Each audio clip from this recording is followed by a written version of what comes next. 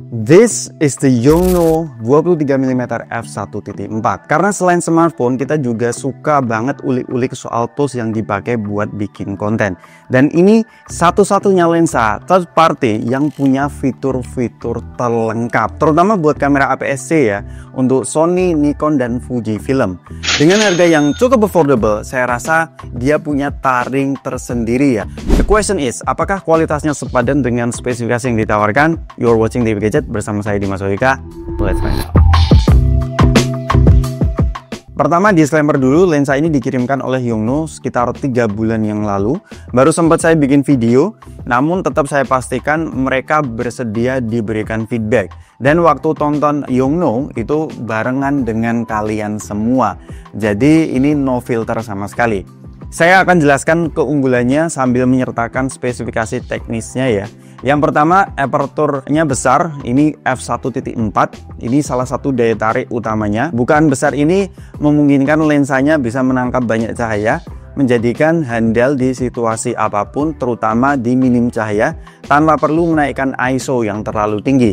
Biasanya lensa-lensa budget yang harga 2-3 jutaan itu f-nya 1.7 atau f1.8. Nah, ini kelasnya beda, segmennya seperti trionya Sigma. Sekarang sudah 4 ya, sudah kuatnya Sigma ya, f1.4-nya. Nah, tapi kita list dulu. Sigma yang 23mm itu harganya 8 juta. Kemudian Sirui 23mm itu 5 juta. Kemudian Viltrox 23mm itu 4,7 juta. Kemudian ada lagi Tokina 23mm, dia f1.4 ada di 3,8 juta. Tapi buatku Yongnuo ini dengan harga 3,9 sampai 4 juta, fitur-fiturnya lebih lengkap. Yang resmi juga ada ya, harganya nambah dikit jadi 4,7 juta. Kemudian yang kedua, ketajaman. Lensa ini punya kualitas optik yang bagus. Dibangun dari 11 elemen dalam 9 grup, jadi mampu menghasilkan gambar yang tajam, khususnya di area tengah ya, bahkan saat digunakan pada bukaan terbesarnya. Kemudian buat fokus distance-nya ini lumayan dekat, ada di 30 cm. Bokehnya dengan f1.4 itu terasa creamy banget bokehnya. Kemudian yang ketiga, dia serbaguna focal length-nya 23mm tuh kalau di full frame itu kayak 35 mm. Jarak pandang ini sangat fleksibel dan disukai banyak fotografer karena tidak terlalu lebar, tidak terlalu sempit juga. Pokoknya ideal lah untuk berbagai macam kebutuhan, mulai dari street fotografi, foto traveling, potret setengah badan, hingga penggunaan video sehari-hari.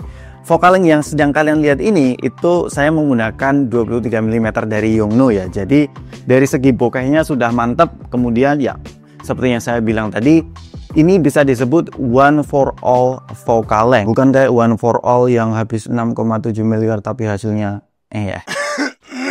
Kemudian yang ketiga yaitu sistem autofocusnya, yaitu dia sudah halus senyap dengan DSM atau digital stepping motor yang membuat perpindahan fokusnya itu terasa halus dan nyaris tanpa suara. Autofokusnya juga gercep. Untuk Sony A6700 saya, eye autofokusnya ini cukup lengket.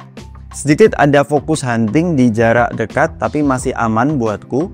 Kemudian yang keempat, build materialnya ini mantap dengan bahan full metal, jadi kesan pegang lensa ini kokoh meskipun memang beratnya nggak ringan-ringan banget ya, ada di 356 gram. Filter size-nya ada di ukuran 58 mm, jadi masih acceptable lah.